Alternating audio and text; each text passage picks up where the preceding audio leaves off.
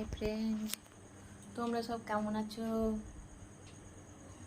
আমাদের এখানে প্রচণ্ড বৃষ্টি হচ্ছে আর আমার মাম্মাম ঘুমোচ্ছে। দেখো তোমরা, আমার পেটে সিজার আছে না, খুব কষ্ট হয়।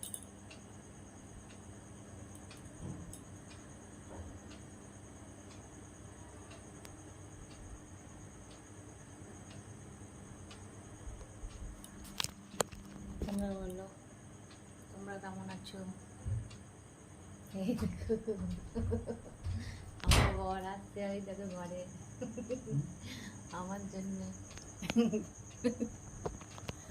ওই দেখো আমার জন্য জল নিয়ে আসছে, ছেলের খাবার নিয়ে আসছে।